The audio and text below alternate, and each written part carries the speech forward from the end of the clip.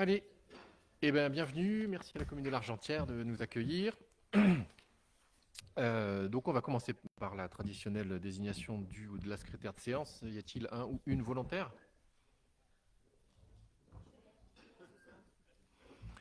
Donc Florence est désignée, s'auto désigne. Y a-t-il des avis contraires pour que Florence assure le secrétariat? Des abstentions? Merci. Allez, vous avez reçu le compte-rendu du dernier conseil communautaire qui s'est tenu le 24 octobre dernier. Aviez-vous des remarques? Ah, hop, hop, hop. Je suis pressé de finir. Donc on va reprendre à zéro. Nous avons donc des excusés et qui ont donné procuration. Donc Marcel Chaud qui donne procuration à Didier Pluquet que j'ai vu. Marie Bayard qui donne procuration à Michel Monnier mais que je n'ai pas encore vu. Il est là mais pas là. Marie-Jo Salvoldelli qui donne procuration à Martin, on a vu. Raymond Sandrine qui donne procuration à Karine Kilissi qui est ici. Et Céline Viessant qui donne procuration à Gaël Moreau. Est-ce qu'il y en a d'autres? Non. Donc je réitère ma demande. Y a-t-il un candidat à la secrétariat de la séance? Florence? Y a-t-il des avis contraires? Des abstentions? Merci. Allez, vous avez reçu le dernier compte-rendu de notre dernier conseil communautaire qui s'est tenu le 24 octobre. Est-ce que vous aviez des remarques ou des corrections à y apporter? Allez, avez-vous des avis contraires pour son approbation? Des abstentions? Merci. Ensuite, vous avez reçu la liste des dossiers que j'ai signés dans le cadre de ma délégation. Est-ce que vous aviez des questions ou des remarques sur ce qui a été fait depuis le mois dernier? Merci. Allez, on va rentrer dans les délibérations. La première concerne l'octroi d'un fonds de concours à la commune de Saint-Martin-de-Carrière pour l'aménagement de 2 arrêts de bus dans le cadre de la requalification de la traversée de carrière. Donc nous avons une discussion, nous, entre les maires au bureau, avant de vous proposer ça, sur non pas l'utilité, mais l'opportunité de pouvoir financer sur des abribus, sachant que la compétence transport est la nôtre, la compétence abribus est celle des communes. Dans leurs aménagements. On a considéré qu'on pouvait vous proposer d'aider la commune de Saint-Martin-de-Carrière dans le financement et la réalisation de ces abribus. Donc pour mémoire, le montant que je n'ai pas en tête, donc le coût total des aménagements des 2 arrêts est estimé à 38 400 €. La région Sud-Provence, finance 50% de cette opération. Donc il reste à la charge de la commune 19 200 € et nous pouvons octroyer un fonds de concours de 50% maximum de l'autofinancement restant. Donc 9 600. Voilà. Serge, où es-tu? Est-ce que tu avais d'autres précisions à nous donner? Non, je vous remercie. Je tiens, je tiens à vous faire remarquer que la demande par rapport aux subventions Sud-Provence est la seule sur la traversée de carrière. Alors on pourrait interroger monsieur le maire des Vigneaux pour lequel... Où es-tu? Pardon. On ne va pas relancer sur le sujet, sur les financements. Allez, avez-vous d'autres questions? Des avis contraires? Des abstentions? Et là, tu peux nous dire merci maintenant, Serge. Non. Oui.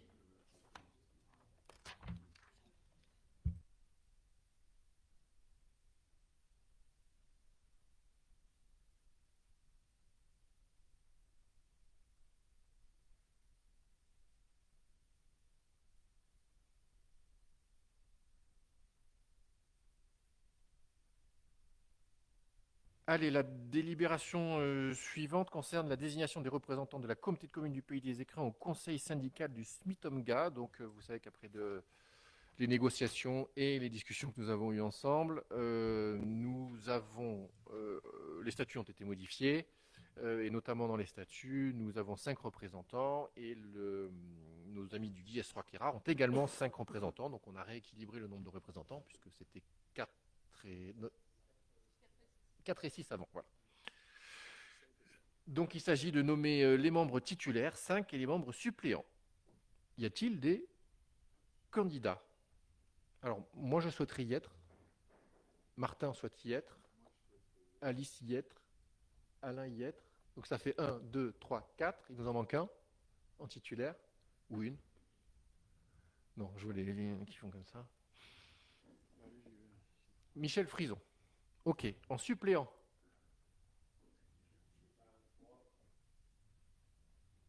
Pour avoir discuté avec Marie-Jo, elle est disposée à être suppléante. Allez, Marie-Jo. Gaël. Michel. Allez, t'es arrivé dernier, t'es suppléant au Smith-Omga. 3. Qui ça intéresse d'autre? Ah, pardon, Didier. 4.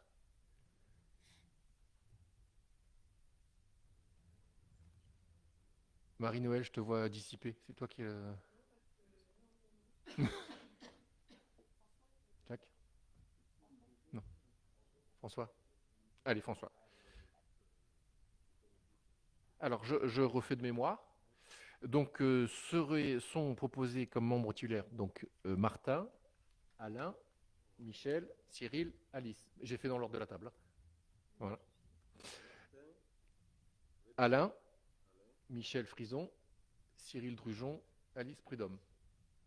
Et en suppléant, Michel Monnier, Didier Pluquet, Gaël Moreau, ça fait Marie-Jo Salvoldelli et François Roth. Y a-t-il d'autres candidats? Y a-t-il des avis contraires? Des abstentions? Merci. Allez, la suivante concerne l'annulation d'affectation de résultats M49 assainissement. Si vous n'en voyez pas d'inconvénient, je passerai volontiers la parole à M. Amoura qui maîtrise beaucoup mieux la question que moi. Bien, merci. Cette année, nous avons eu beaucoup de dépenses liées aux intempéries sur la réfection et la réparation des réseaux d'assainissement, notamment dans la Val-Louise. Et quand on a voté le budget, le résultat de l'année dernière, on l'a affecté à l'investissement. Malheureusement, les travaux qui ont été faits de réparation sont en section de fonctionnement. Oui, il n'y a rien de plus-value, ben c'est juste la remise en état. Donc, tous ces travaux sont en fonctionnement et non prévus. Ce qui est proposé, c'est de rapatrier les résultats de l'année dernière pour faire face aux travaux d'urgence. Voilà, ça représente le résultat, je crois, qui est de 240 et quelques mille euros. Ça nous permet de faire face à ces travaux, à ces réparations, en attendant les subventions. Ben, j'espère qu'elles y arriveront. Hein. Et en même temps, on avait besoin aussi de compléter pour les intérêts d'emprunt, sachant qu'on a quelques emprunts à taux variable. Et vous savez tous que les taux ont augmenté cette année. Hein. Et là, et pour les couvrir, on avait aussi repris le virement de la section de fonctionnement vers la section d'investissement pour couvrir et les travaux et les intérêts nouveaux par le fait de la variation des taux d'emprunt. Voilà. Globalement, ceci n'a aucune incidence sur le budget lui-même parce que nous avons le fait de supprimer le versement à la section d'investissement qui était surabondante. Elle le reste encore et vous le voyez à la fin de la page 14. On voit la section de fonctionnement en équilibre à 2 millions et la section d'investissement en dépenses, elle est sur 1,3 million et en recettes, elle est sur 2,1 millions. Donc ça n'a pas d'incidence sur le budget lui-même. Allez, merci. Est-ce que vous avez des questions? Allez, donc sur la délibération 3 qui concerne l'annulation d'affectation des résultats, qui vient de vous être expliquée, y a-t-il des avis contraires? Des abstentions? Merci. Sur la 4 qui concerne la décision modificative suite à la décision que nous venons de prendre, y a-t-il des avis contraires? Des abstentions? Merci. La suivante est une décision modificative du budget général. Donc simplement, M. Moura vient juste de le dire, il y a eu égard à la hausse des taux d'intérêt. On a besoin de compléter le chapitre portant sur les intérêts à hauteur de 5 030 euros. Et l'autre ligne concerne un transfert de ligne à ligne, puisque nous devons transférer 630 000 euros prévus au 65 541 en M14 pour le mettre au compte 62 878 qui s'impose en M57. Donc c'est les échanges avec le Smith-Omga. Donc tout ça a été budgété, c'est juste un changement de ligne lié à la nomenclature de notre comptabilité. Des questions? Des avis contraires? Des abstentions? Merci. La suivante concerne les admissions en créances éteintes, donc les mettant sur le budget, sur un budget. Donc le montant des créances s'élève à 400,07 € TTC, soit 373,70 €. Pardon, c'est le budget assainissement, c'est ce que je cherchais. Donc c'est là, malgré les efforts du Trésor public, il n'y a pas eu de recouvrement possible. Vous avez la liste, mais qui est entre nous. Des questions? Des avis contraires? Des abstentions? Merci.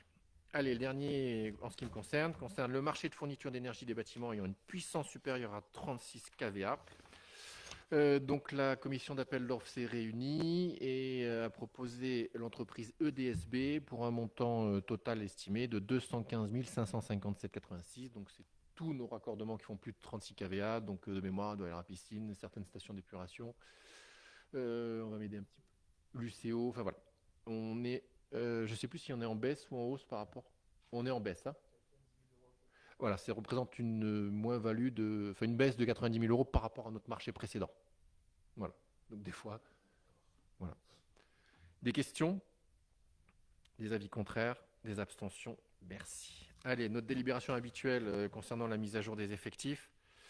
Donc il convient de créer des postes comme suit: un poste de secrétaire de direction à 100% sur le grade de rédacteur, un poste STEPRIM à 100%, un poste de conducteur à 50% annualisé, un poste d'économe de flux et un poste d'adjoint administratif.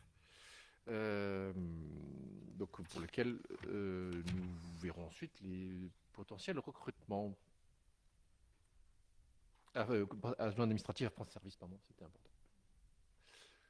Allez. Des questions particulières? Des abstentions? Des avis contraires? Merci.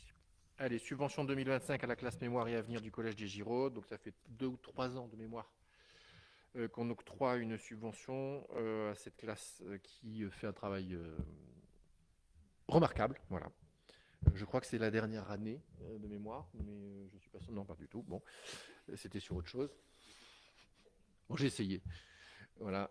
Donc c'était pour vous proposer de reconduire les 2500 € que nous leur avons octroyés l'année dernière et qui sert.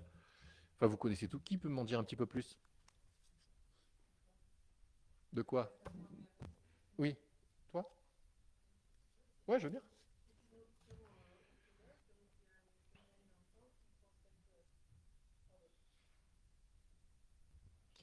C'est une option. Il y a une quinzaine d'élèves qui suivent des cours tous les vendredis après-midi et tous les ans, ils choisissent un sujet, ils choisissent un thème pour préparer, c'est souvent des films.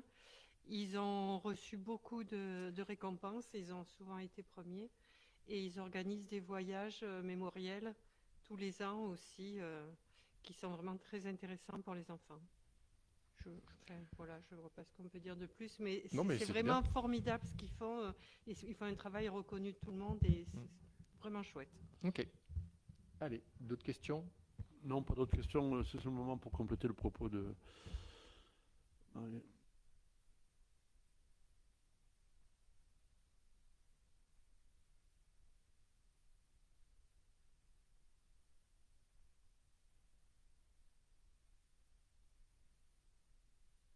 Allez, des avis contraires? Des abstentions? Merci pour eux. Allez, la suite, je vais confier la prochaine partie à Alain, s'il est OK. Oui. Allez. Allez, donc fixation de la redevance assainissement 2025. Donc on vous propose le tarif de redevance assainissement. Bon, vous avez vu le tableau, vous l'avez tous étudié, je suppose. Je pense qu'il n'y a pas d'évolution là-dessus. C'est parce que tu ne veux pas nous le lire. Non, je ne vais pas vous lire tous les trucs. Donc ça c'est la redevance de base plus la taxe de modernisation des réseaux pour 2025. On a aussi adopté le prix de la réception des boues des fosses septiques donc qui ne bouge pas aussi. Le tarif pour la vérification de la conformité des branchements au réseau public. Je vous rappelle que maintenant en cas de vente d'un bien immobilier, d'une succession ou d'une donation, puisque là aussi c'est pareil, le contrôle de raccordement du dit bien est obligatoire sur le territoire du Pays des Écrins. Donc on a un tarif pour ça, on l'avait voté il y a pas longtemps. Et puis pour la participation au financement de l'assainissement collectif. Voilà. Après, je ne vais pas vous lire tout. Tous les tarifs, vous les avez eus, hein. Donc, Merci Alain. Est-ce qu'il y a des questions ou des remarques? Oui, moi aussi. J'ai allumé mon micro en premier. Par rapport à la taxe, là, justement, du transfert quand il y a une vente, est-ce que les gens sont au courant? Par quels moyens ils sont au courant, en fait, qu'ils doivent... Alors c'est le notaire qui demande. Voilà. Alors on a eu des questions, notamment des remarques sur des gens qui disent ça fait des années que je paye l'assainissement, c'est maintenant que vous vous préoccupez de savoir si je suis bien raccordé. Alors, effectivement, on n'a jamais fait un contrôle exhaustif de l'ensemble des raccordements. On sait qu'il y en a qui ne sont pas forcément bons, donc c'est pour ça. Et que nous, on fait payer sur la base de la facturation d'eau potable. Donc voilà, ça explique pourquoi. Et ça permet de résoudre des problèmes, le cas échéant, qui vont dans les eaux claires ou des eaux pluviales, etc. Donc voilà. Par contre, ce dont on a discuté, qu'il faudra voir peut-être Alain, c'est que c'est un délai de 6 mois. Et il y a des gens qui n'arrivent pas forcément à vendre dans 6 mois, et donc ils font les formalités, puis quand ils vendent au bout de 8 mois, il faudrait qu'ils le refassent, parce qu'il a une durée de validité un peu courte, donc il faudra revoir ça sans doute. Voilà. Je ne sais pas si c'est possible, mais en tout cas, c'est la remarque qui m'a été faite. Jacques. Ah,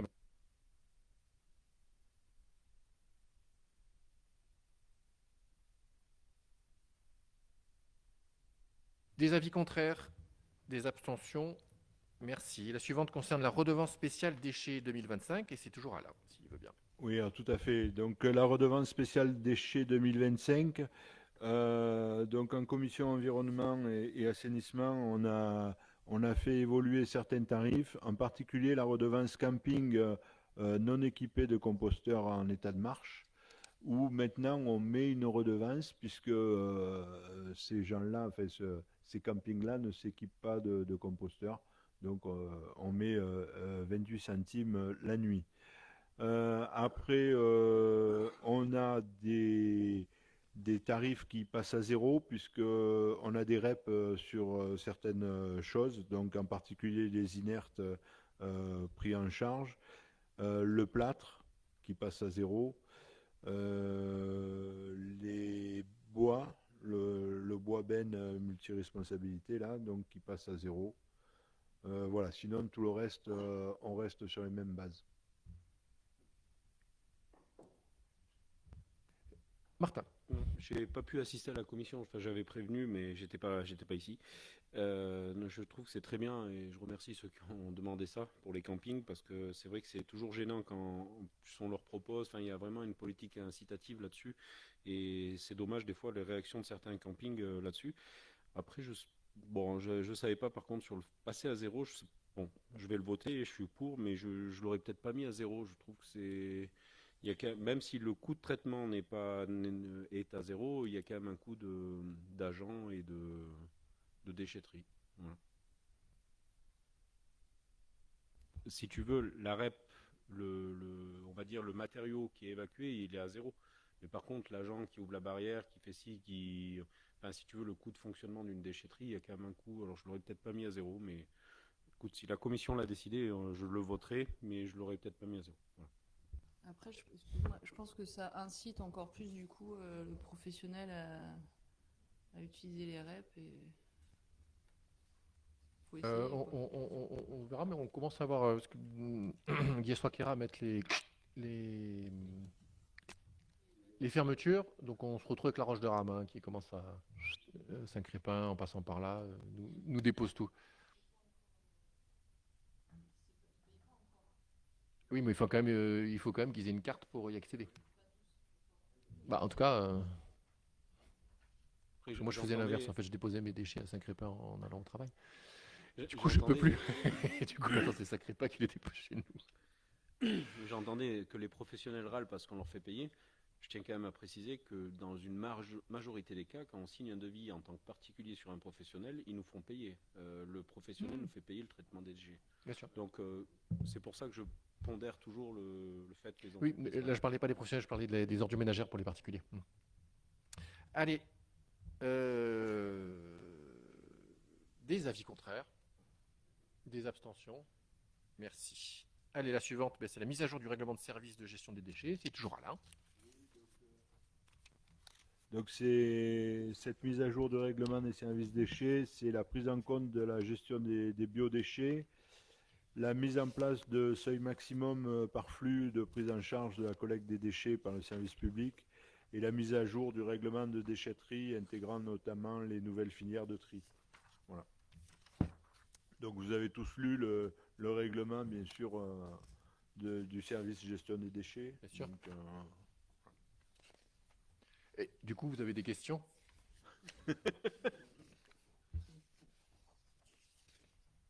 Non?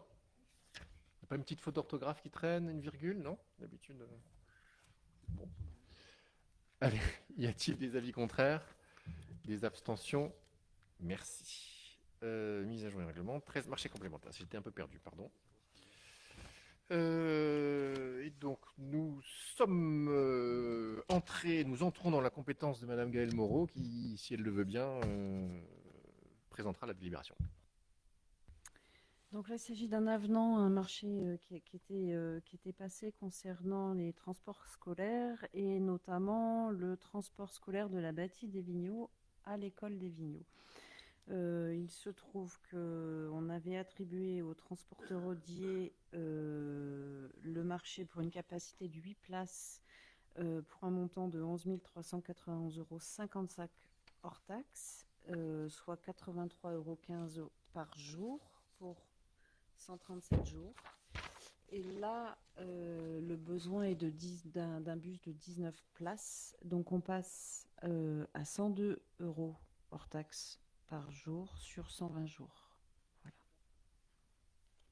Donc en fait, le choix des bus se fait toujours avant la rentrée et c'est pour ça que là, il y a un décalage entre les besoins qui avaient été exprimés l'année précédente et cette année.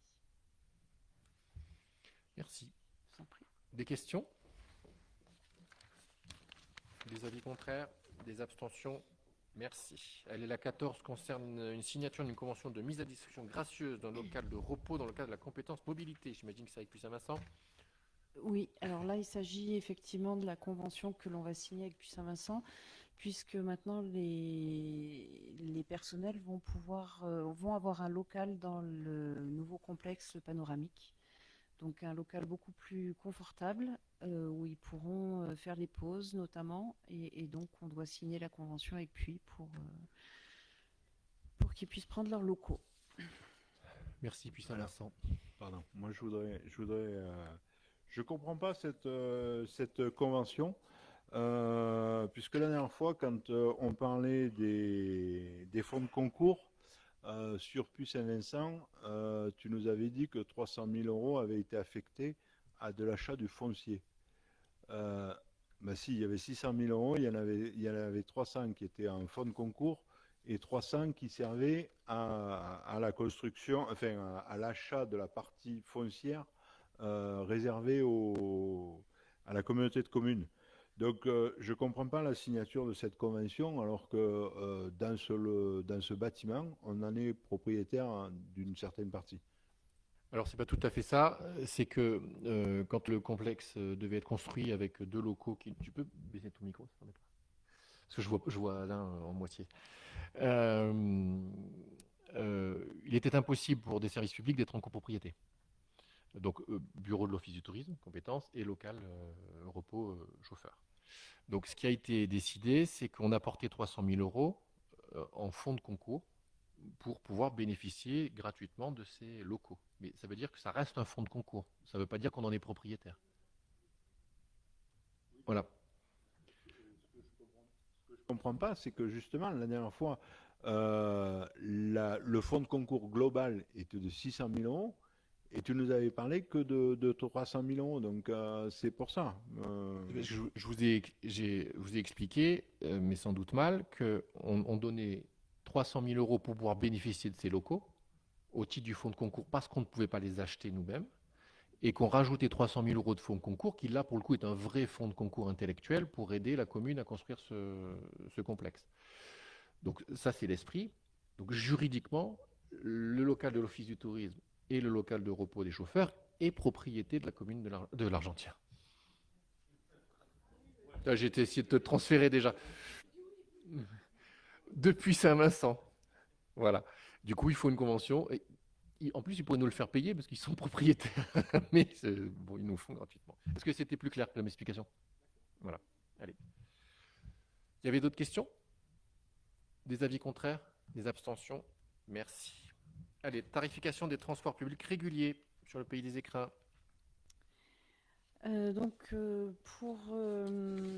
Pour rappel, on avait donc à l'institution des lignes régulières, on avait décidé et souhaité de faire la gratuité, une gratuité qui dure donc jusqu'au 20 décembre.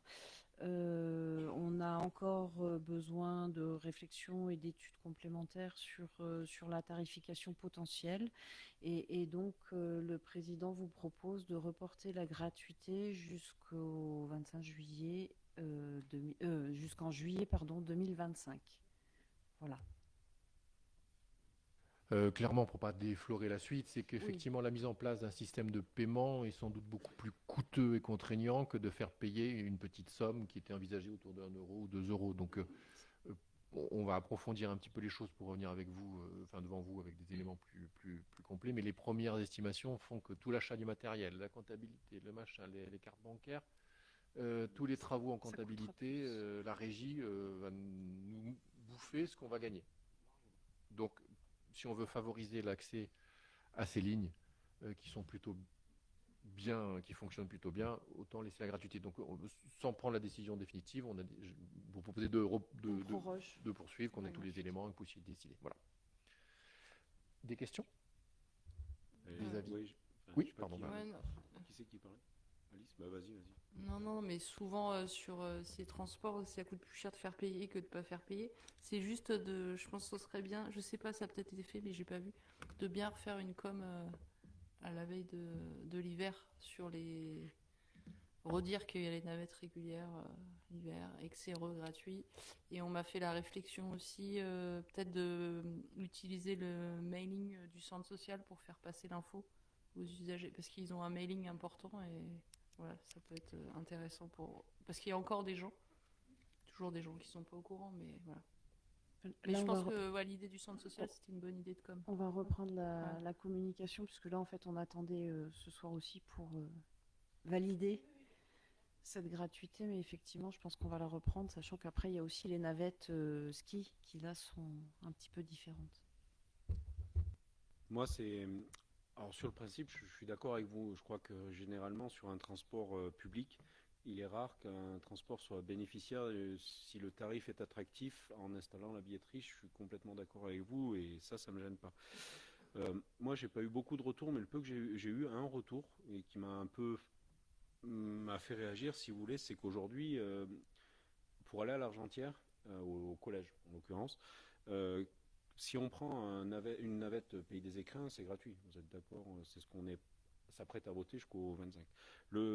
On m'a fait remonter quand même que pour un étudiant qui passe par Zou, il doit payer 90 euros. Donc, c'est vrai que moi, très clairement, on me l'a dit, mais c'est pas logique le truc. Alors, je sais que c'est pas nous qui pilotons Zou et tout ça, je le sais. Par contre, quand nous faisons la carte pour les écoles sur les transports qui sont hors région, qu'on maîtrise nous, la carte Pays des Écrins, sans ni plus ni moins, on l'a fait payer, je crois, 90 euros. M'en voulez pas si je me trompe, parce que ça a un peu bougé, mais c'est ça. Donc, moi, je ne voterai pas contre ça, mais c'est juste, j'amène cet élément dans la discussion. Je n'ai pas participé aux décisions qui ont amené la délibération, mais c'est la première fois que j'en parle là ce soir. Voilà, c'est une notion d'équité. C'est vrai que moi, je trouve un peu aberrant qu'on demande à des étudiants, quand je parle d'étudiants, c'est des gamins quand même qui ont 3 ans, des moments, de payer 90 euros pour un transport et qu'on va plus ou moins le faire gratuit pour le reste. Je sais que le service n'est pas le même, mais l'amalgame peut vite être fait. Donc c'est pour ça que je le dis. Et j'avais une autre question. Alors je crois que Chloé n'est pas là, mais vous allez peut-être pouvoir me répondre, Gaël.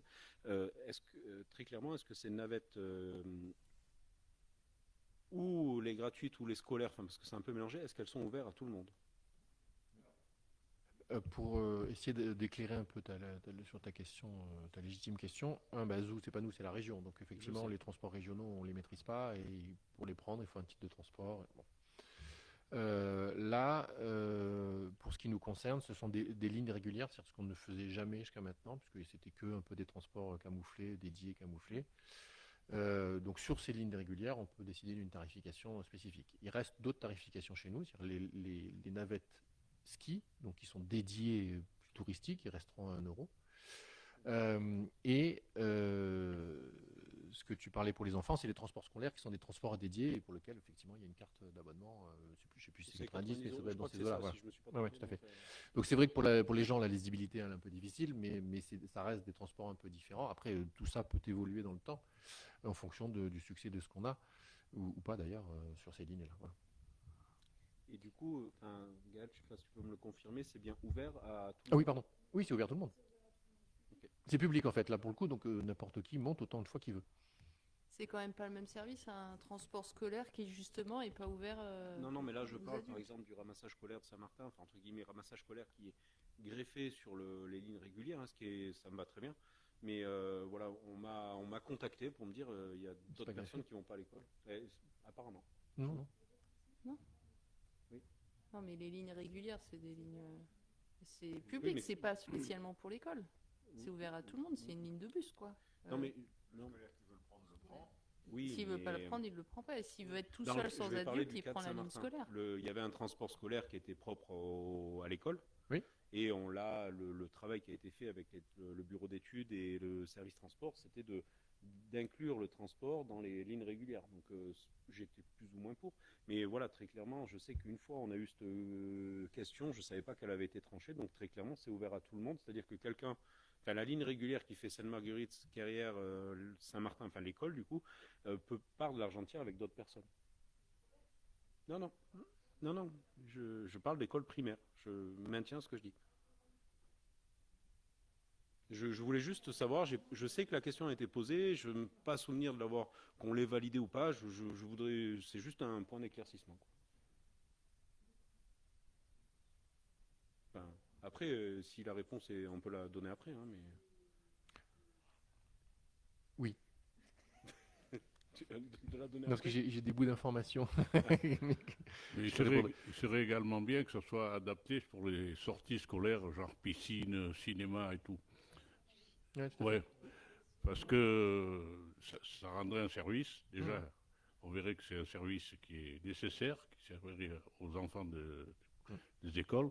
Pour se rendre au cinéma ou à la piscine, il faudra adapter les horaires. Alors, soit à leur demande, si vous signalez suffisamment tôt en vous disant je vais à la piscine lundi matin, il faudrait que j'ai quelqu'un pour descendre à 8h30 ou 9h, plutôt que de... Oui, mais dans un sens comme l'autre, c'était une demande de Valouise aussi qui disait plutôt Ah oui. de dédier des bus, pourquoi pas prendre la ligne pour aller à la Et piscine. ça Donc, éviterait avoir, ça, c'est un truc qu'il faut qu'on avoir des réfléchisse, transports annexes, bien sûr. puisque suffisant. Le problème qu'on a quand même, c'est que c'est sur la base d'une ligne régulière, donc qui implique des horaires réguliers, sinon les gens ne font plus confiance au transport et vont arrêter de le prendre.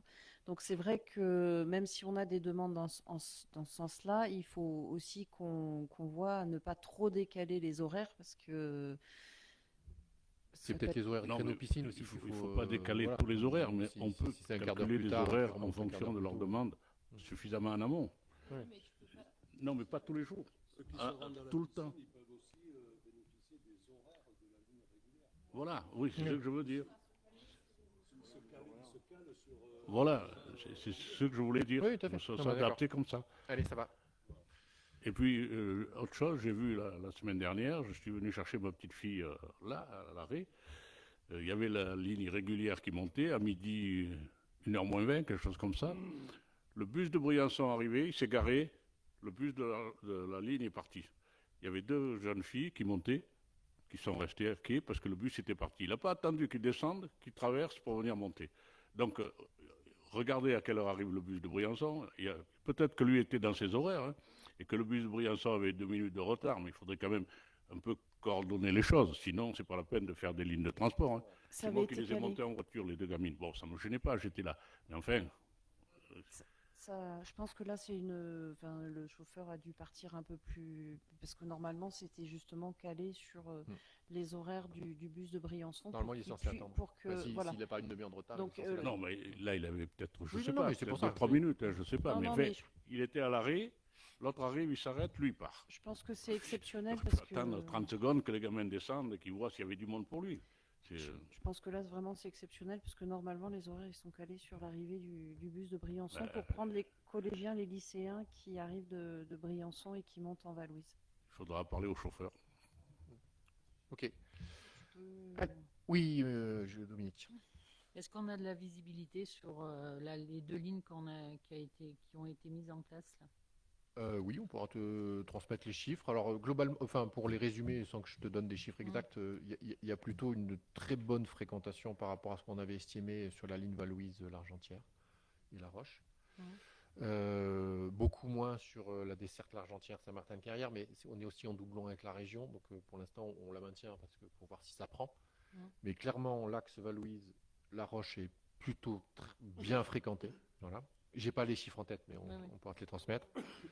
Et on peut se poser des questions à l'heure actuelle sur le lien avec Saint-Martin-de-Carrière. Mais bon, il faut peut-être que ça s'installe. Voilà. Et sur l'Argentière aussi, parce que le bus monte pour 9h30, mais après, il faut attendre 13h pour repartir, quoi. Donc, il y a des jours où, par exemple, le vendredi, quand il y a le marché, c'est compliqué, quoi, pour les personnes. Oui, alors ça, j'ai pas les horaires en tête, mais je pense que le créneau est quand même plus resserré. Mais oui. Mais je crois pas. Euh, Non, de l'Argentière, l'Argentière. Bah, on regardera, mais Enfin, je pense que regardez, c'est mais plus régulier quand parce même. que moi, c'est ce qu'on m'a redit, quoi. Bah, je te redonnerai les horaires, mais je pense que c'est quand même plus sérieux. Allez, donc sur la poursuite de la gratuité en juin ou juillet l'année prochaine, j'ai pas fait voter. Des avis contraires? Des abstentions? Merci. Allez, le prochain, c'est délibération, c'est l'avis de notre comité de communes sur le schéma départemental d'accessibilité et de l'amélioration à l'accès aux services publics, c'est le SDAASP des Hautes-Alpes. Je crois que c'est Jacques qui... Ah.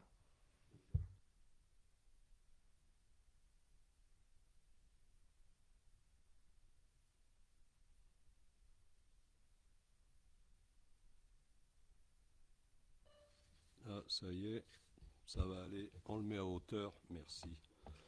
Donc avec l'État, le département, donc au niveau des concertations, et bien évidemment, comme à l'accoutumée, beaucoup de réunions, dont je ne vais pas vous les dire, le 15, le 2, le 6, le 31, le 10, le 6.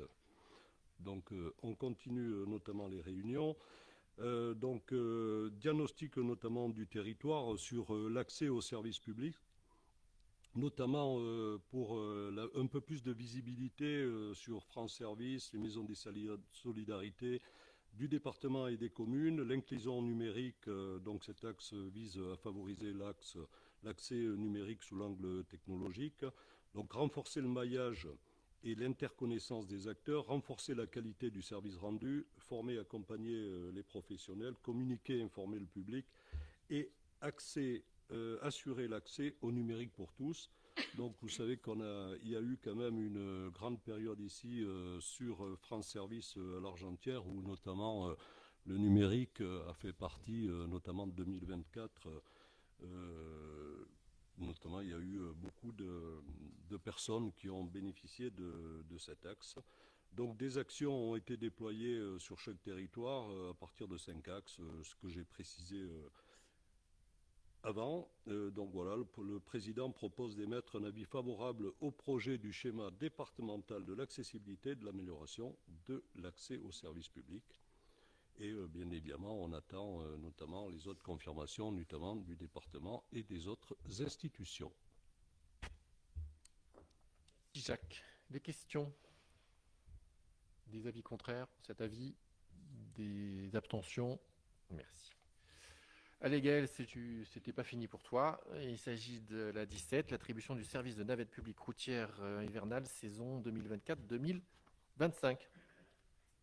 Donc on a procédé à un appel d'offres sur plusieurs lots pour les navettes routières hivernales. La ligne A, l'Argentière, l'ABC, puis Saint-Vincent, le lot 1, pardon. Le lot 2, la ligne B, Valouise, Pelvoux, puis Saint-Vincent, avec une tranche optionnelle, lot 2, Valouise, Pelvoux, puis Saint-Vincent. Le lot 3, renfort des fréquences Valouise, puis Saint-Vincent. Le lot 4, service en soirée à Puy-Saint-Vincent et lot 5, ligne C, Pré-Sabéran, Puy-Saint-Vincent. Donc c'est une navette interne. Et le lot 6, ligne D, Lacasse, Pelvoux. Donc la tranche optionnelle 1 du lot 2 sera déclenchée pour donc pour deux raisons. Au moment de la notification du marché, si la régie de la communauté de communes du Pays des Écrins n'était pas en mesure d'effectuer ce service par ses propres moyens, ou en cas de panne d'un véhicule de cette même régie en cours de saison par ordre de service et pour un nombre de journées d'exploitation déterminé. Alors, la commission s'est réunie le 15 novembre et donc comme prestataire, l'entreprise Audier pour le lot 1 a été retenue pour un montant de 86 788 € hors taxe. Elle a également été retenue pour le lot 2 pour un montant de 48 050 € hors taxe en tranche ferme et 40 388 € hors taxe en tranche optionnelle. Le lot 3, donc c'est l'entreprise Résalp qui a été retenue pour un montant de 26 174 €. Et lot 4 et 5, donc respectivement l'entreprise Audier pour un montant de 24 510 € et 19 760 €. Donc avec une offre variante de 24 places. Et l'entreprise Audier également a été retenue pour le lot 6 pour un montant de 40 616 €. Sachant que donc il y a des lots qui vont être déclenchés dès maintenant et d'autres qui sont en attente. Merci. Des questions? Oui, moi j'aimerais bien savoir, du coup, on met ça en service navette publique. On s'aperçoit bien que ces navettes desservent uniquement la station.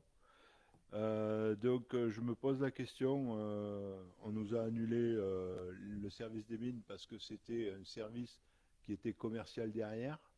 Je m'étonne de voir ça. Là aussi, c'est pareil. Je voudrais savoir aussi si sur ce service de navette publique, il y aura la gratuité, puisque on m'avait expliqué que c'était du service public et dès lors qu'on faisait du service public, on le mettait dans le même lot. Non, mais voilà. Et si les services en soirée allaient continuer à être facturés à la commune de Puy-Saint-Vincent, sachant que l'an passé, il y a eu un comptage effectué, il y a eu 60 000 passages et il a été facturé à la commune de Puy-Saint-Vincent 20 000 passages. Donc voilà. Alors, je ne sais plus par quelle question commencer. Ce n'est pas une ligne régulière, c'est un service de navette touristique. Du coup, j'ai oublié tes questions. Pourquoi? Est-ce qu'on applique l'équité en termes de les mines? Alors, pardon, c'est ça, ok, ça y est, j'ai repris le fil. Et voilà. Alors, c'est deux choses différentes. Là, il s'agit d'un transport public et les mines, c'est un transport dédié à une activité commerciale. Donc, c'est deux choses différentes. Le tarif est toujours en vigueur, c'est-à-dire s'il y a un trajet 1 €, puis je crois que depuis, voilà, un peu plus. Et initialement, Puy-Saint-Vincent, on était tombé d'accord pour que Puy-Saint-Vincent participe à hauteur de 20 000 € sur 20 000 tickets, comme tu l'as dit, de 1 €. Donc on a refait les comptages, effectivement c'est plus 60. Donc on est en discussion avec Puy-Saint-Vincent pour l'augmentation, pour un réajustement et qui a concédé qu'il fallait se réajuster. Et la dernière question, oui, les services qui sont demandés en plus en soirée ou autres sont refacturés au coût réel. Voilà.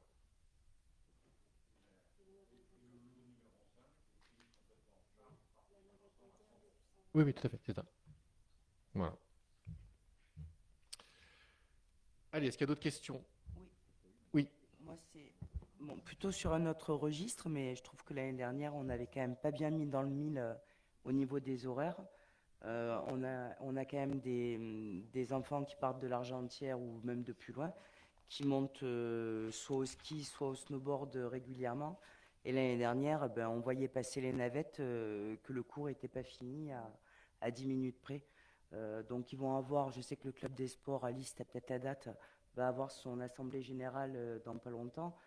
Je trouverais très judicieux et opportun de les solliciter pour que les encadrants respectifs communiquent au moins les horaires de cours et qu'on soit sûr qu'un gamin qui a cours à 9h30, ils ne doivent pas prendre la navette de 7h du matin pour être sur Puy à 9h30. Ça fait beaucoup d'attentes. Peut-être qu'au moins sur les week-ends et les jours d'entraînement, on peut arriver à se caler sur les horaires des clubs. Et il faut faire ce travail maintenant parce que sinon, une fois qu'on va avoir calé les horaires, ben, on regardera encore passer la navette. Alors, je l'entends, mais c'est un vœu un peu difficile à exaucer parce que il y a les clubs, il y a les cours de ski. Enfin, tout le monde nous demande de caler les navettes en fonction de ses horaires, ce qui est une demande légitime, mais on l'a eu pour les cours de ski qui à 10 minutes près. Voilà. Bon, si on décale de 10 minutes, on n'est plus pour d'autres. Donc c'est extrêmement compliqué. Voilà. Donc je pense que même des magasins de sport nous avaient demandé de passer un quart d'heure plus tard parce qu'ils ouvraient qu'à 9h30 et à 8h30 et qu'on passait à 8h15. Bon, si on se cale aussi sur eux, on va jamais y arriver. Donc tout ça est effectivement à mouliner, mais c'est vrai que pour nous, les horaires, c'est compliqué de les adapter à chaque situation. Mais voilà. Après, là, il va y avoir aussi les navettes. Il y a les navettes régulières qui ne vont pas jusqu'à Puy, mais dont la réflexion viendra un jour peut-être d'aller jusqu'à Puy, qui pourra un peu simplifier la tâche aussi pour la montée de l'Argentière. Voilà. Alors, c'est pas tant la montée, hein. C'est le nombre de voitures que ça représente quand tous les parents viennent récupérer leurs enfants au même horaire. Les locaux sont dans la descente depuis Saint-Vincent, il y a les bus qui circulent, il y a les voitures qui circulent, et forcément, ben, en plus, il y a beaucoup de voitures sur Puy. Mais Karine, on peut peut-être... l'AG, c'est le 10. Si les horaires, ils seront sortis le 10. À leur demander au moins d'y réfléchir. Non, voilà. Ouais. Ouais, non mais j'ai pas vu ceux depuis, je regarde. Et ce qu'on peut faire, c'est insister pour que les entraîneurs, ils se calent sur les horaires. Nous, c'est ce que Nordique, il a fait tout l'automne, le mercredi. Enfin, et encore aujourd'hui. Donc, par contre, ça, il faut me redonner les horaires. Mais enfin, je vais les trouver. Il faut faire un point précis à Alice pour qu'elle... Mais j'en parlerai. Okay. Merci. Allez, d'autres questions? Des avis contraires? Des abstentions? Tu n'as pas de procuration? Est-ce que tu as une procuration? Non. Donc, toi. Ok. Allez, la délibération 18 concerne la maison de santé du Pays des Écrins et le pôle Durance. Donc, nous avions en location-vente le local alors je vais dire d'Équiné, qui sont Jean-Luc Alran et Madame Carole Dupré, qui ont sollicité l'acquisition définitive de leur local avant le terme du bail, donc ce que nous avions déjà fait sur d'autres locaux. Donc, au 1er janvier 2025, il restera 28 loyers de 857,31 € pour aller à l'expiration du bail. Donc, ce qui vous est proposé, c'est de solder le prix à hauteur de 32 309,16 € hors taxe, le calcul étant les loyers restants plus l'indice de coût de la construction moyen jusqu'à la fin, puisqu'il y a une réindexation annuelle. Voilà. Après, c'est le numéro de lot, mais là, c'est sur le principe. Oui. Oui, j'ai une question. Je crois qu'on avait déjà posé cette question, mais honnêtement, je ne me rappelle plus de la réponse. Quand on avait déjà statué sur la même demande. Est-ce qu'il est prévu dans l'acte de vente que ce local qui a été construit dans un objectif de proposer des services de santé puisse bénéficier de la garantie qu'en cas de vente, il soit dédié également à des professions de santé? Oui, parce que là, en l'occurrence, il fait partie intégrante d'une maison de santé déclarée comme telle. Ouais. Donc, il ne peut pas y avoir d'autres activités que des activités médicales. D'accord. Voilà. Merci. Des questions? Autres? Des avis contraires? Des abstentions? Merci. Allez, la dernière, c'est pour Monsieur Jacques Ponce. Donc en fait, ça concerne l'OPARU et notamment une mission d'opération programmée d'amélioration de l'habitat du renouvellement urbain sur le territoire de la communauté du Pays des Écrins. Donc en fait, la mission de la communauté du Pays des Écrins, c'est enfin améliorer le cadre de vie, élaborer une stratégie d'amélioration de l'habitat Et donc cette convention a été signée en 2024. Et donc cette opération se concrétisera par la mise en place d'un suivi d'animation de l'opération pour une durée de 3 ans avec des objectifs pour la collectivité, notamment poursuivre le diagnostic engagé, agir sur la performance énergétique du parc immobilier, favoriser le maintien à domicile des personnes âgées ou handicapées, réinvestir des logements vacants, créer du logement, améliorer le confort des logements occupés pour maintenir les habitants dans les bonnes conditions, requalifier l'offre du logement locatif, assurer un accompagnement adapté et accompagner les copropriétés à l'enregistrement. Donc en fait, pour atteindre ces objectifs, bien évidemment, on a besoin d'un prestataire qui assistera notamment les particuliers, les propriétaires bailleurs, les copropriétés dans le portage de leurs projets et de la requalification, de l'amélioration ou de l'adaptation de leur logement.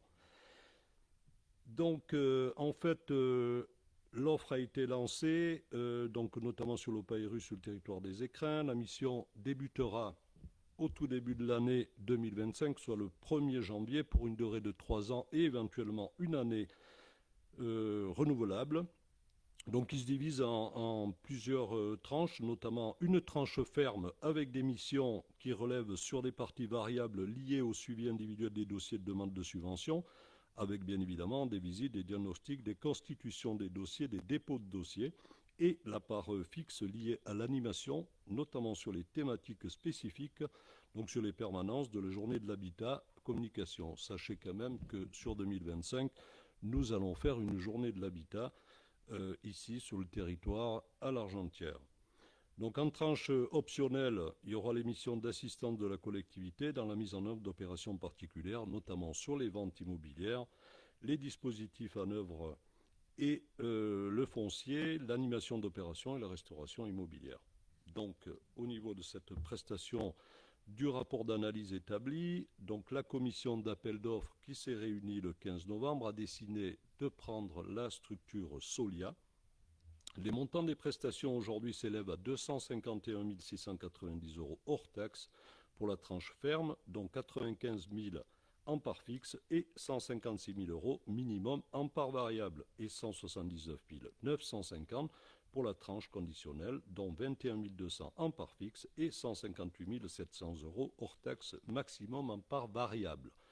Tout ça pour vous dire que ces chiffres-là, et ce n'est pas inscrit dans la délibération, le coût total pour la communauté de communes et sur les 3 ans à venir, voire les 4 ans, sera d'un maximum de 80 000 € à charge pour la CCPE. Voilà.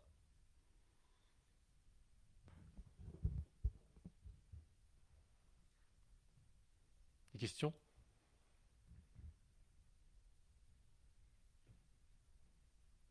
C'est la plus grosse délibération de ce soir.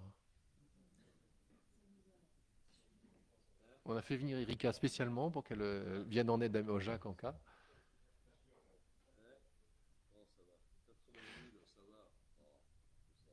Allez, bon, l'habitat est une vraie question, enfin on se le redit, donc effectivement, faut se saisir du projet. Oui, oui, bien sûr. Allez, y a-t-il des avis contraires? Des abstentions? Merci. Avant qu'on passe aux questions, s'il y en a, qui peut nous faire un compte-rendu de la visite de la ministre? Combien d'argent, Madame Moreau, qui était, Monsieur Frison, qui y était? Alain, Michel et moi. Du coup, alors, c'était des bonnes nouvelles? Alors, il y a première nouvelle, donc c'est sur l'aspect financier où l'État va débloquer donc assez rapidement, puisqu'on doit recevoir toutes les communes concernées doivent recevoir, enfin, et les collectivités, puisque la Comcom est concernée aussi, doit recevoir très rapidement un arrêté de la préfecture, enfin du préfet, pour notifier l'enveloppe attribuée. Dans les prochains jours, nous a-t-on dit. Voilà, oui, il faut qu'elle se dépêche. Voilà, donc dans les prochains jours, nous allons recevoir. Donc c'est une enveloppe globale de 20 300 000 €. Sur ces 20 300 000 €, il y a 4 700 000 € qui sont attribués, qui vont être attribués au département, puisque le département a soutenu toutes les communes en subventionnant les travaux d'urgence. Donc ils vont pouvoir aussi avoir le droit exceptionnellement à une aide. Et ensuite, donc, le solde est à partager entre une cinquantaine de collectivités, hein, on est quand même une cinquantaine à avoir été déclarés en état de catastrophe naturelle. Donc voilà, je ne sais pas comment ils vont pondérer les choses. Et bon, si on divise par 50, c'est sûr, ça ne fait que 300 000 euros par collectivité, mais là, je ne pense pas que ce soit le cas et ça devrait être étudié en fonction des dégâts, donc là, sur la période octobre-décembre. Et la deuxième chose, donc là, qui est autre que financière, c'est une commission qui va être créée pour travailler sur la prévention des risques et redéfinir un petit peu le rôle de la GEMAPI oui. Et l'assiette aussi, puisque on a souligné, Michel l'a souligné aussi ce matin, effectivement, que notre communauté de communes n'est pas très adaptée au vu des travaux d'urgence à faire au sein de la Comcom et pour les communes de la communauté de communes. Donc, l'idée, c'est effectivement que l'assiette soit redéfinie et avec soit une taxe nationale, soit après une taxe régionale. Enfin voilà, ça c'est pas déterminé, mais en tout cas une commission va être créée en début d'année. La ministre s'est vraiment engagée pour qu'on puisse arrêter de travailler dans l'urgence et qu'on puisse qu'on puisse avoir les garanties de ne plus avoir de crues comme on a connu cette année, même si effectivement les événements climatiques, tu peux pas les gérer, mais si on a des assouplissements sur notamment le curage ou l'entretien des torrents, je pense que peut-être on arriverait à moins de débordements. Le préfet a annoncé que l'enveloppe couvrait la totalité des devis qui avaient été recensés. En complément, pour l'information du conseil communautaire, on a rencontré avec les maires qui étaient présents et disponibles le SMAVD, donc le syndicat mixte d'aménagement du Val-Durance. Donc c'est le syndicat mixte qui s'occupe de la Durance en aval du barrage de Serponçon, qui est un syndicat qui est reconnu pour ses compétences. À l'initiative du préfet, il leur a demandé de venir à la rencontre des intercommunalités pour voir comment on pouvait mutualiser, sans forcément transfert de compétences, mais en tout cas mutualiser le travail. Et puis il y a un mot qui m'échappe, mais vous me rattraperez. Donc on les a écoutés attentivement. La proposition est plutôt intéressante parce qu'ils ont quand même un certain nombre une surface financière, puisqu'ils captent pas mal, le personnel compétent, pour pouvoir nous accompagner dans la gestion de nos cours d'eau. Donc ce qu'on a dit, c'est qu'il n'y avait pas que la Durance, hein, qu'il fallait tous les affluents, parce qu'on voit bien que les dégâts les plus importants ont été faits sur les affluents. Donc ils nous proposaient d'ici la fin de l'année, mais enfin on y est bientôt, un projet de convention pour commencer à travailler sur le principe pendant une année. Puis si on est satisfait des échanges, ensuite de pouvoir toujours pas déléguer la compétence, on en restera mais de pouvoir leur confier la gestion de cette compétence. Voilà, le cadre est à définir, mais en tout cas voilà ce qui en est ressorti. A priori, mais j'ai pas eu d'échange sur le sujet, le Guillestroy et le Briançonnais était aussi favorable à intégrer pour qu'on ait une vue complète du bassin versant Durance. Voilà. Allez, est-ce qu'il y a d'autres questions? Oui. Tu as dit pour les crues, c'est donc que les crues de l'année dernière. Ouais, donc c'est pas celle qu'on a eue en juin et... Juin, on a la commission ministérielle qui est venue à l'automne, donc le rapport devrait être rendu là en fin d'année. Donc effectivement, là c'était plutôt centré sur l'année dernière. Allez, est-ce qu'il y a d'autres questions? Michel, Martin? Je ne vais pas faire tout le... Jacques. Didier? Allez. Juste pour vous rappeler que vendredi prochain, le 6 décembre, à partir de 18h, il y a la conférence des maires du PETR, ici même, où vous êtes tous conviés en tant qu'élus, ainsi que les citoyens, pour avoir le bilan des actions du PETR sur l'année, entre autres.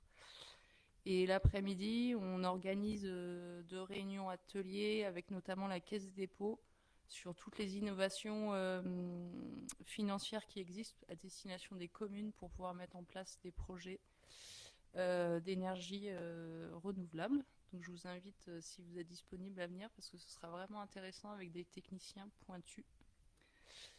Voilà, ça c'est la première chose. Et la deuxième chose, j'avais envoyé un message par WhatsApp là, sur le fait que hier on a rencontré Intercité avec l'association de destination de train de nuit où je suis vice-présidente, qui est une association nationale qui se bat pour le train de nuit au niveau politique. Donc on a rencontré le directeur d'Intercité, mais on le rencontre régulièrement. Donc hier on l'a revu avec les deux députés des Hautes-Alpes. Et donc la situation pour l'hiver, vous avez dû peut-être voir le schéma de transport, je ne sais pas si vous l'avez vu. Donc le train de nuit va reprendre là vers le 10 décembre régulièrement. Et puis en janvier, il va y avoir une coupure de 2 jours. Et puis du 25 janvier au 8 février, ce sera coupé la semaine et réouvert que le week-end. Enfin, il circulera. Après, il y a des bus de substitution toujours, hein, où on est assis pour aller à Paris. Et donc, pendant les vacances de février, il sera là tout le temps. Et les vacances de février finies le 8 mars, bam, on se reprend 3 semaines, 4 semaines, parce que c'est jusqu'à fin mars, le plan de transport pour l'instant. Sans train de nuit, juste le week-end. Donc, pas de train de nuit la semaine, juste avec un bus. Donc on a expliqué la problématique.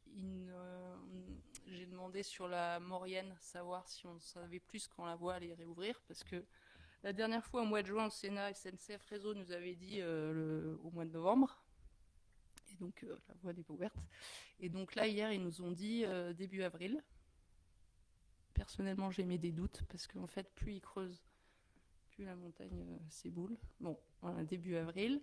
Donc pour le mois de mars, on a toujours cette problématique, sachant que la saison est quand même importante au niveau touristique.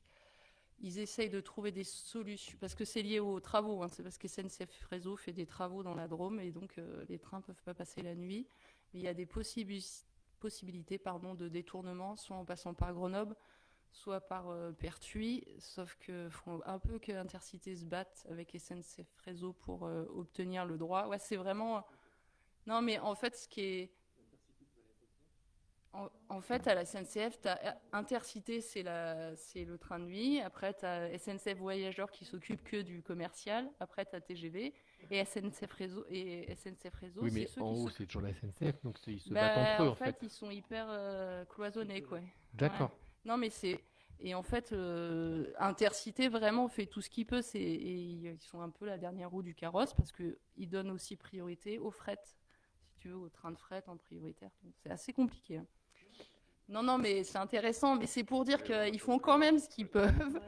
Mais donc ils font tout pour obtenir un droit de détournement par Grenoble. Mais ça, ce ne sera pas avant le mois de juin que ce sera possible parce que ces travaux, dites-vous bien, qui vont durer encore tout 2025, voire plus. Est-ce qu'en 2030, on aura le train? Ouais, non, mais tout ça pour vous dire que si... après, il y a une autre problématique, c'est que la région Aura, en fait, n'est pas très intéressée par notre train de nuit, donc fait pas non plus beaucoup d'efforts au niveau pour laisser ses sillons au train de nuit qui va à Briançon. Tout ça pour vous dire qu'au niveau politique, il y a vraiment des choses à faire pour le mois de mars. Il faut vraiment que vous, en tant que commune touristique, voilà, je pense qu'il faut monter le ton. Et si vous avez des liens avec des élus de la région Aura, ce serait intéressant. Voilà, et vous mettre en lien avec les parlementaires aussi pour faire un truc ensemble, quoi. Et le ministre. Et alors, nos deux parlementaires ont vu la ministre des Transports juste avant notre réunion à 8h.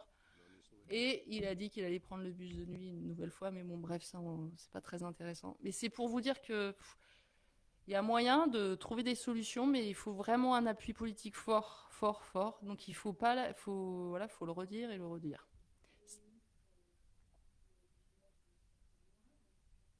Ouais, peut-être. Mais si vous avez des connexions, quoi, vous pouvez me contacter avec l'association. On est vraiment...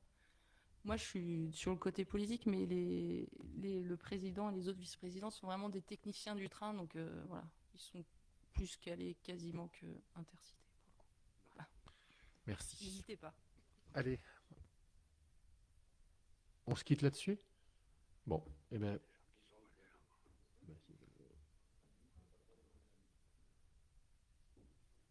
Bon, ben merci à tous et bonne soirée.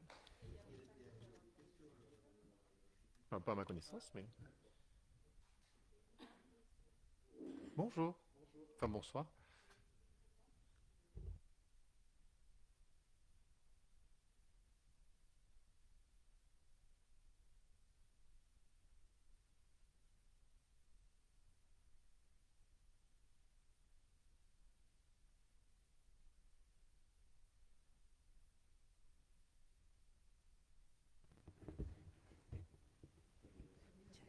Qu'on puisse t'entendre parce que sinon. Donc, je recommence. Corinne Chauviré, présidente du Club Saint-Jean des Loisirs. Nous avions jusqu'à présent la navette pour aller chercher nos adhérentes le vendredi après-midi, pour aller les chercher et les ramener chez elles. Ça va du plan d'Ergue au plan des Autos. Et depuis début septembre, si je n'appelle pas, je n'ai aucune information de la navette qui ne fonctionne plus. Donc, j'ai fait tout un petit récap. J'ai eu Madame Amel Kial pour avoir un rendez-vous avec Monsieur Drujon d'Astros depuis le 28 octobre. Nous sommes le 25 novembre. Si je n'appelle pas, je n'ai pas de réponse. Donc, je vous ai fait un petit récap. Je vais vous laisser un double. Et sachez que si nous n'avons pas ce transport le vendredi après-midi, notre club est voué à fermer les portes. C'est l'activité principale du club et pour certaines personnes qui sont adhérentes et adhérents, c'est le seul jour où elles sortent de la maison et qu'elles se retrouvent au centre social. Voilà. Donc, j'ai un compagnon qui s'appelle Monsieur André Souissa, qui en a discuté avec Monsieur Vincent Bonnardel, à qui j'ai transmis l'entier dossier par mail, qui va faire remonter auprès de la directrice de cabinet. Je suis désolée, mais j'ai mis tous les moyens à ma disposition pour avoir cette navette gratuite pour nos adhérents. Il faut penser à nos aînés. On est environ entre 8 et 15 à prendre cette navette. Les horaires que vous avez mis en place ne correspondent pas et la majeure partie d'entre elles marchent avec une canne, aller de Plan d'Ergue à Avenue de Valouise pour prendre la navette, se descendre à la gare, de la gare prendre l'autre navette pour aller au Quartz, à la piscine, et de la piscine venir à pied jusqu'au centre social. Donc voilà, je mets mes doléances parce que j'estime qu'il faut vraiment faire quelque chose pour nos aînés. Donc je vais vous laisser le double, Monsieur Drujon. Voilà.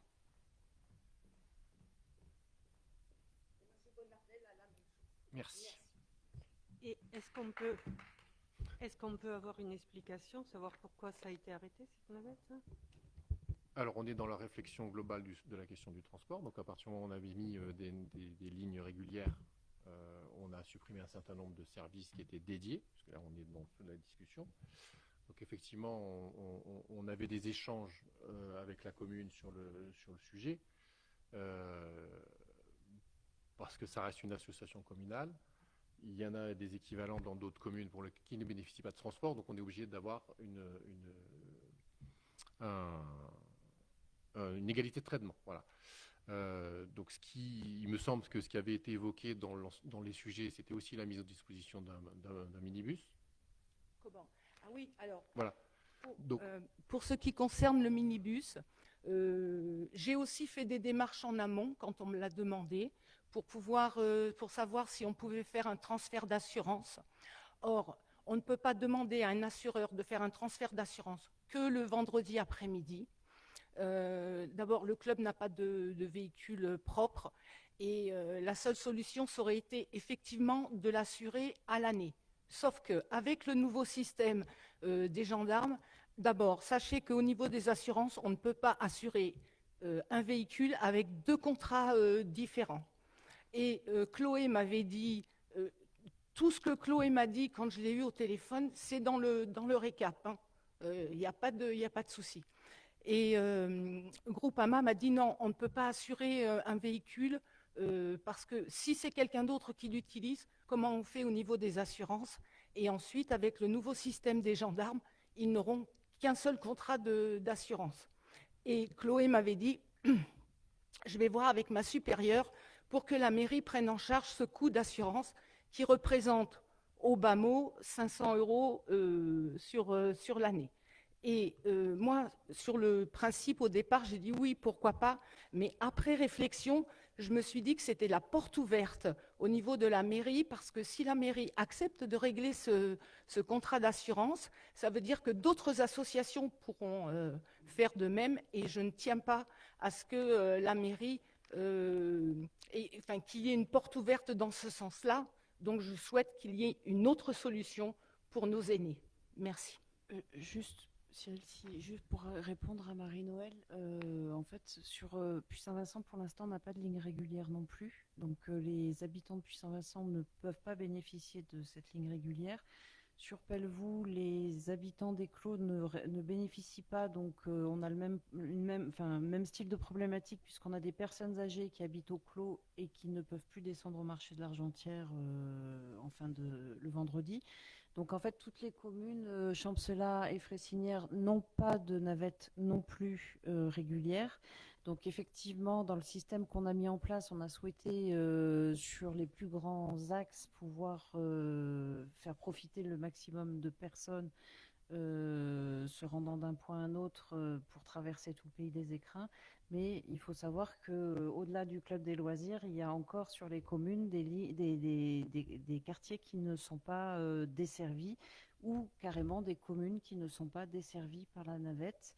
Et c'est toujours le même problème, c'est toujours une question de coût et de priorité. Voilà. Oui, je suis d'accord, mais enfin, si c'est déshabiller Paul pour habiller Jacques, surtout que là, il s'agit des personnes retraitées qui avaient ce service depuis des années et des années. Non, là où la navette n'existait pas, les lignes régulières n'existaient pas, donc on les déshabille pas. Enfin, moi, je trouve que c'est vraiment dommage si on enlève des services qui sont vraiment utiles pour les personnes âgées. Il y avait une navette avant Champcelas, Fressinière, qui descendait au marché tous les vendredis. Il y avait une navette à Pelvoux qui allait jusqu'au clos. Il y avait une navette qui montait à Puy-Saint-Vincent qui emmenait les gens aussi. Tout ça, effectivement, ça a été diminué. Après...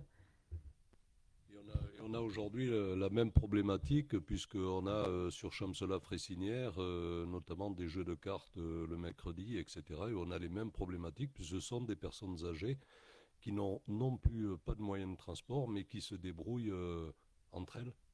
C'est malheureusement ça, et on a des remontées aussi.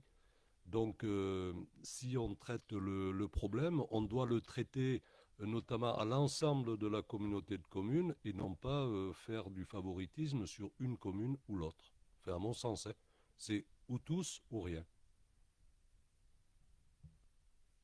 Ok, merci pour votre intervention. J'étais bien au courant du dossier, je vais quand même le relire à fond, et puis je reviens vers vous assez rapidement pour vous dire ce qu'on...